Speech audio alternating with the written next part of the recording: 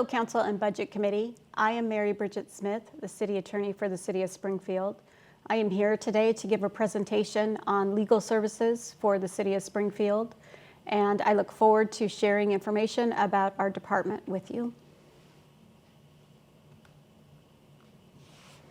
This slide shows a summary of our services. Our main purpose is to advise the city on how to stay compliant with the law and proactively minimize liability. We are advisors and advocates for the city, but not necessarily litigators. For example, property damage and employment claims are handled by our insurance company, City County Insurance Services. The city attorney is appointed by the council. We are a small department, one city attorney, one assistant city attorney, and one legal assistant. We have a new responsibility this year in that we are managing the city prosecutor contract. The city prosecutor is the individuals who represent the city of Springfield in violations and misdemeanor crimes that occur in the city of Springfield and are prosecuted in Springfield Municipal Court. We contract with a private firm named Leahy Cox to do that work for the city. This slide shows our proposed budget summary for FY22. The majority of our costs are personnel costs and then the cost of the city prosecutor contract. CAO is a general fund department. The city prosecutor is funded by general fund, but also does have some police operating levy funds. Turning now to our accomplishments over the previous fiscal year, we wanted to highlight and start with legal representation that relates to land development and economic development, as those are priorities for our city council. So looking at land development, we've worked with our Development and Public Works Department on legal aspects of city land use decisions. So that runs the spectrum from big projects like Marcola Meadows to smaller, more frequent land use applications that go through DPW and or the Planning Commission. Development Code Update Project. This is a big overhaul of the city's development code. It's a multi-year project. We've assisted with drafting the housing code, which is trying to implement the state mandate for duplexes and middle housing on more residential properties. The other area where we provided support is legal representation with regard to CETA and the Council for Economic Development projects, looking at Glenwood and downtown projects, and then also real property transactions, for example, the Willamette Lane building and Gateway Flame property. And we also provided legal advice this past year in dealing with the council vacancies. This slide continues on with FY21 accomplishments. This year we worked on procurement process improvements. This is how the city purchases goods and services it uses in its work. I know it doesn't sound particularly interesting, but it was a fun project to work on. We worked on streamlining and decentralizing this process so staff can more efficiently go about their business. And it was a fun project to see come together over this past year. Boards, commissions, and committees batch recruitment was another project. Council had given direction to try batching recruitment for its various boards and commissions and committees at one time during the year. So we worked on that, drafted a volunteer guide, have updated bylaws into a new template in our meeting with each committee, and trying to give some attention to the volunteers who spend their time helping the city. And then the last area that we wanted to mention was just like every department, we tried to help and provide legal advice with regard to COVID-19 and McKinsey fire response. This next slide talks about our initiatives for FY22. Before I get into the specific initiatives, I did want to share some information about the types of representation that we find we're doing as in-house counsel.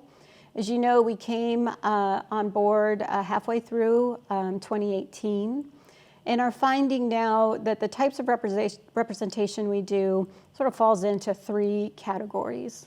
The first one is something I would term as embedded. That's the idea where you're in on the ground floor to assist with the project. provide legal advice in substantive areas, but also procedural aspects as a project moves through. The Development Code Update Project is a good example of that. I think Enterprise Risk Management is also a good example. And really, this is the type of work you can do when you're in-house that would be more challenging to do when you're out. Process improvements, that's where you can partner with a department to improve everyday process or other objectives that they may have. I think the particular role for legal in that aspect is that to advise about, where does liability lie? Where do you not have to worry about so much? Where should you focus efforts and where can you streamline? And then the third area is your more traditional legal work, either general counsel or in-house work. That's proactively minimizing liability, problem solving, and we continue to do that work with staff and counsel. I think turning specifically to FY22 initiatives, the following slide outlines where we think we see the majority of our work for FY22. The first is again looking at development and economic development. So assisting bringing some of the council and CETA's identified economic development goals to fruition.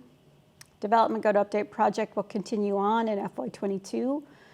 If we get to an area where the city council is actually adopting code, I think procedurally legal advice will increase. And then also there's a potential for appeals. Not unusual to have appeals when you adopt a new code, so it's something to consider as well. Enterprise risk management, the city has started an enterprise risk management team this year. We participate on that team. FY22 will be the first initial implementation of many of those measures, and we anticipate participating there. Police reform, it's certainly no secret, I think, in our nation and our community. There's been a discussion about policing in our community. There's new laws coming down from the legislature, changes in best practice, requirements from insurance company and settlement agreements, and we are looking forward to assisting with the legal aspects of implementing those changes. This next area has more to do with the city attorney's office specifically. We need to complete the city attorney performance evaluation this year, and then also work on a work plan for our office, analyze where having an in-house city attorney adds value, where can we continue to add value, are there other areas we can look at or other areas we need to pull back, and then making sure that that work plan integrates with overarching city goals and vision. The last area we're interested in working in this coming year is to assist the city with its racial equity lens. Where are the legal representation with promoting diversity, equity, and inclusion in city's policies, practices, and procedures? Moving forward with our considerations for the next 3 to 5 years, this is where we see ourselves focusing our effort. It dovetails with much of the work that we'll be doing in FY22. So again, looking at economic development, continuing to assist with legal aspects of those projects, particularly downtown and in Glenwood.